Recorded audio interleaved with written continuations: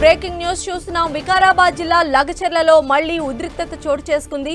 Industrial corridor కోసం భూ survey చేపట్టేందుకు రెవెన్యూ అధికారులు లగచెర్ల రోతిబండ తండాకు వెళ్లారు.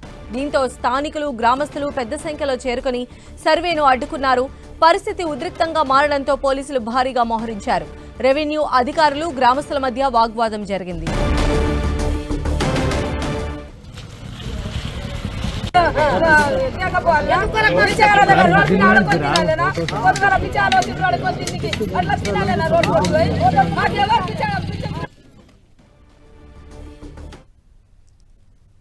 మరిన్ని అప్డేట్స్ మా ప్రతినిధి రాఘవేంద్ర అందిస్తారు. రాఘవేంద్ర.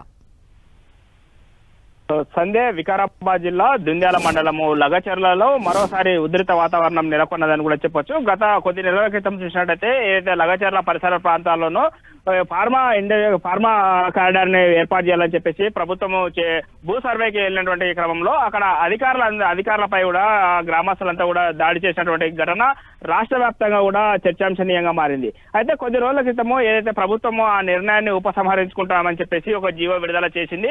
ఏదైతే ఫార్మా కారిడార్ ని రద్దు చేస్తూ ప్రభుత్వము ఒక జీవో రద్దు చేయడం జరిగింది. అయితే అదే క్రమంలోనూ కొద్ది రోజుల తర్వాత ఏదైతే ఫార్మా కారిడార్ ని రద్దు చేసినటువంటి క్రమంలో ఐటీ కారిడార్ ని మళ్ళీ ఏర్పాటు చేస్తామని చెప్పేసి ప్రభుత్వము నిర్ణయం తీసుకోవడం జరిగింది. అయితే ఇదే క్రమంలో అక్కడ ఈ రోజు అధికారులంతా రెవెన్యూ అధికారులంతా కూడా సర్వే చేపట్టడానికి రోటి బండ తాండా.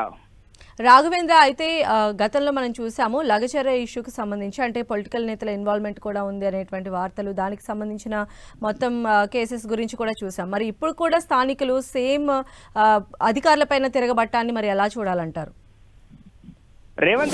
ముఖ్యమంత్రి రేవంత్ రెడ్డి ప్రాతినిధ్యం వహిస్తున్నటువంటి కాన్స్టిట్యున్సీ కొడంగల్ నియోజకవర్గము, ఆ కొడంగల్ నియోజకవర్గంలోనూ ఒక్కసారిగా కలెక్టర్ అదేవిధంగా రెవెన్యూ అధికారులపై దాడి చేయడాన్ని ప్రతిపక్షాలు కూడా పెద్ద ఎత్తున దాన్ని రాజకీయంగా కూడా వాడుకొని ఆందోళనలను నిరసిస్తూ అక్కడ ప్రజలకు మద్దతు కూడా తెలపడం జరిగింది.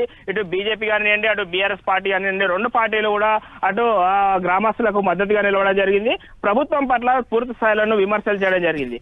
దీన్ని ఈ ప్రభుత్వంపై చేస్తున్నటువంటి విమర్శలకు ధీటుగా అక్కడ ఏదైతే ఫార్మా కారిడార్ ని రద్దు చేస్తూ రేవంత్ రెడ్డి రాత్రికి నిర్ణయం తీసుకొని జీవ విడుదల చేసినటువంటి క్రమంలో కొంతవరకు అంతా కూడా పరిస్థితి సర్దుమణిగింది. కానీ ఇప్పుడు మరోసారి ఏదైతే ఈ కారిడార్ ని ఏర్పాటు చేయాలని చెప్పేసి ఏదైతే ఐటీ కారిడార్ ని కానివ్వండి, ఇండస్ట్రియల్ కారిడార్ ని ఏర్పాటు చేయాలని చెప్పేసి ప్రభుత్వము ఓవైపు భూ సేకరణకు మళ్ళీ రంగం సిద్ధం చేయడంతోనూ మళ్ళా అదే తరహాలోనే ఇటు లగచెర్ల రోడ్డుపట్ట తాండా దుంద్యాల మండలంలో పరిసర ప్రాంతాలంతా కూడా మరోసారి ప్రస్తుత పరిస్థితి ఏ విధంగా ఉంది? అధికారులకు గ్రామస్తులు సహకరించే అవకాశం ఎంతవరకు ఉంది?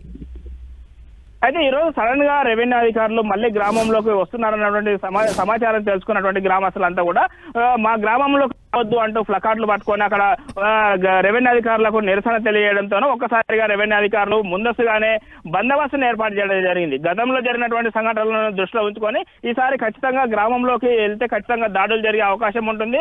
అదేవిధంగా ఇది పెద్ద ఎత్తున కూడా విమర్శలకు వెల్లువెత్తే అవకాశం ఉంటుందని చెప్పేసి రెవెన్యూ అధికారులు భారీ పోలీస్ బందోబస్తును ఏర్పాటు చేయడం జరిగింది. ఇప్పటి వరకు అయితే అక్కడ గ్రామస్తులు వాళ్ళని అడ్డుకున్నటువంటి నేపథ్యంలోనూ రెవెన్యూ అధికారులు గ్రామాల్లోకి వెళ్లారు. కానీ పూర్తి స్థాయిలో సర్వే కంప్లీట్ అవుతుందా లేదా ఈ రోజు మళ్ళీ ఏమైనా ఉధృత వాతావరణం నెలకొన్న అవకాశం ఉంటుందా అంటే పోలీస్ మోహరించాలని పూర్తి స్థాయిలో.